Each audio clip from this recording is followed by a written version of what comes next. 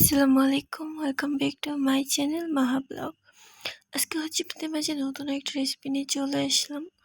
এটা অনেক জায়গারই একটা পপুলার খাবার। আমাদের এই সাইডের মানুষের একটু কম বেশ সবাই এটা পছন্দ করে। আর যারা অতিরিক্ত মাছ মাংস খাওয়ার পর বিরক্ত হয়ে গেছে, সো তাদের জন্যই স্পেশালি এই রেসিপিটি।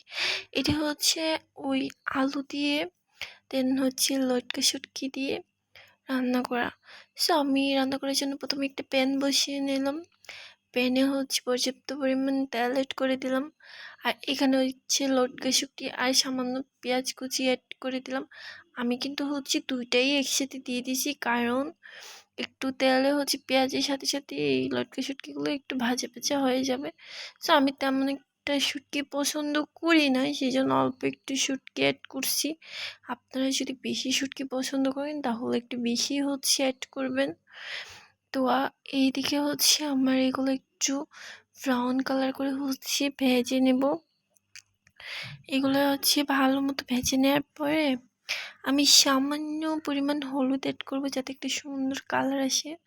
সেই জন্য সামান্য পরিমাণ হলুদ অ্যাড করে নিলাম। এবার আমি ভালো মতো তেলে পেঁয়াজ আর শুটকিগুলোকে একত্রে ফ্রাই করে নেব। তো ফ্রাই করে নেওয়া হয়ে গেলে আমি এখন একে একে বাকি যে মশলাগুলো আছে এগুলো অ্যাড করে দেব। দেন লবণ দিয়ে দিলাম, তারপর গুঁড়ামরিচ দিয়ে দিলাম। এতটুকুই, সেট। আর কিচ্ছু দিতে হবে না, কারণ বেশি যদি আপনি অতিরিক্ত পরিমাণ মশলা অ্যাড করেন তাহলে খেতে তেমন একটা ভালো লাগে না। শুটকির তরকারিতে সিম্পলি যদি মশলাগুলো অ্যাড করেন রেগুলার আমরা যে রান্নাগুলো করি তার এগুলোই যদি অ্যাড করি তাহলে ভালো হয়।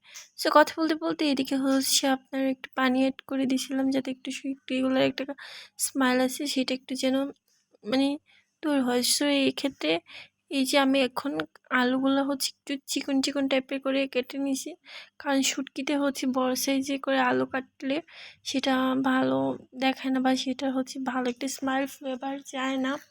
সেই জন্য আমি ছোটো ছোটো করে কেটে নিলাম। সে অলমোস্ট এখন আমার আলু দেওয়ার টান। আমি ভালো মতো মশলার সাথে এগুলা ভালো মতো নেড়ে চেড়ে কষিয়ে নিতেছি। আর এই যে ভালো মতো আমি করে নিতেছি, যাতে মশলাগুলো ভালো মতো প্রপারলি ঢোকে। সো আমি এখন এইখানে কোনো পানি অ্যাড করবো না এক্সট্রা। আমি এখন একটু ঢাকনা দিয়ে ঢেকে দেবো কিছুক্ষণের জন্য, যাতে আমি এখন ঢাকনা দিয়ে ঢেকে দিলাম, যাতে কিছুক্ষণ যাতে প্রপারলি ওই আলুর থেকে একটু পানি উঠে আসে। আলুর পানি যেগুলো আসবে সেগুলোতেই আলুটা হাফ সিদ্ধ হয়ে যাবে, তেমন একটা পানি অ্যাড করতে হবে না। সো আবার একটু কিছুক্ষণ পর নেড়ে চেড়ে দিয়ে আবার ঢাকনা দিয়ে ঢেকে দিলাম। এই যে দেখেন আমার রান্নাটা জাস্ট কি বলবো, অনেক সুন্দর একটা স্মাইল আসতেছে। আর এদিকে আপনার আলুটাও যে 30% সিদ্ধ হয়ে চলে আসছে। এই পর্যায়ে আমি পানি অ্যাড করে দিতেছি। আর এই রান্নাটা একটু মাখা মাখা টাইপের থাকবে, সেই জন্য বেশি একটা পানি অ্যাড করা যাবে না। আর গেলেও যে আপনার খাবারের টেস্টটা নষ্ট হয়ে যাবে। তো এদিকে আমি ঢাকনা দিয়ে ঢেকে দিলাম ভালো মতো সিদ্ধ হওয়ার জন্য। এই যে দেখেন আমার আলুগুলো প্রপারলি সিদ্ধ হয়ে গেছে, অলমোস্ট ডান। সো আপনারা এভাবে ট্রাই করবেন, দেন ভালো লাগবে। এই পর্যায়ে আমি গ্যাসটা অফ করে দেব। গ্যাসটা অফ করে দেওয়ার পর এখন আমি এটা একটু তলা থেকে নেড়ে চেড়ে দেন এটা নামিয়ে নেব।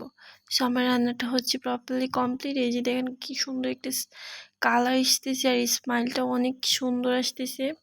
সো এইভাবে আপনারা যারা রেগুলার মাংস মাছ এগুলো খেয়ে বিরক্ত শুরু করতেছেন, তারা মাঝে মধ্যে এরকম একটু শুটকি টাইপের দিয়ে এভাবে রান্না করে ট্রাই করবেন।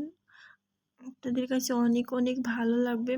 সো আপনারা সবাই অবভিয়াসলি এটা ট্রাই করবেন, এন্ড দেন আমাকে কমেন্টে জানাবেন যে কেমন হয়েছে। এটা রান্না করে দেখবেন আপনাদের খাবারের রুচি দ্বিগুণ হয়ে যাবে। সো আজকের মতো সবাই ভালো থাকবেন, সুস্থ থাকবেন। আল্লাহ হাফিজ। নেক্সট ব্লগে আবার দেখা হবে।